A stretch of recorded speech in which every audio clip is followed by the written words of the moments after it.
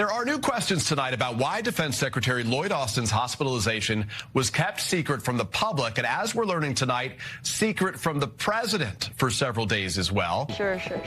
It comes amid new details that Austin was not only hospitalized this week, but was in the ICU. Tonight, a U.S. official confirms to NBC News that the Pentagon did not inform senior officials in the White House's National Security Council for 3 days that Defense Secretary Lloyd Austin had been hospitalized at Walter Reed Medical Center on New Year's Day. The caller requested subtlety from the 911 operator, as the ambulance was arriving at the home. Did the secretary request that the ambulance arrive without lights and sirens? Well, first of all, as you know, the secretary was released from Walter Reed on Mondays, working from home, recuperating, actively engaged in performing his duties as the Secretary of Defense. As you've heard us say, we're conducting a thorough review to look at the notification timelines, to look at the processes here. And the secretary himself has taken full responsibility in terms of transparency when it comes to his medical status and care, and has committed to doing better going forward. So we're going to allow that review to run its course. We owe that to the public and to the department, and we'll continue to stay focused on that. Can I ask, like, can the ambulance not show up with lights and sirens? We're trying to remain a little subtle. General, did Defense Secretary Austin carry out this strike? Did he command the strike, obviously with the president's knowledge, but what did it start from, presumably his hospital bed?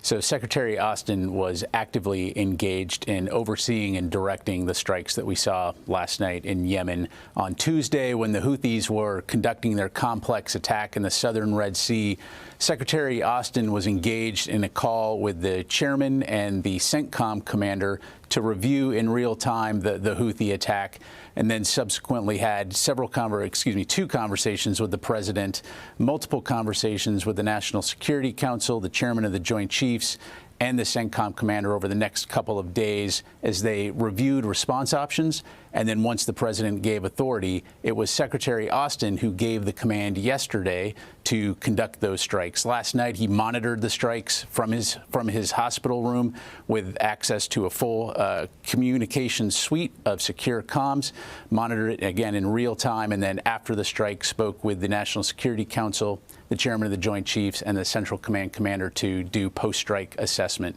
Continues to monitor the situation today and stays actively engaged on all DoD activities worldwide. But he himself launched this attack, and from that hospital room. He must have a lot of equipment and the like in that room. He has a full suite of secure communications. He is conducting his full duties from Walter Reed. Of course, he is in good condition. He's recovering well. He's in good spirits. Certainly looks forward to getting out of the hospital as soon as he can while he recuperates. But he is not missing a beat. Could you give us an update on the follow-on from the SEAL mission? In terms of when you say an update? Search and rescue. Yeah, so on the search and rescue, the CENTCOM continues to lead that effort. It is ongoing. Certainly, we hope that we are able to recover our teammates. Our thoughts and prayers are clearly with their families at this time.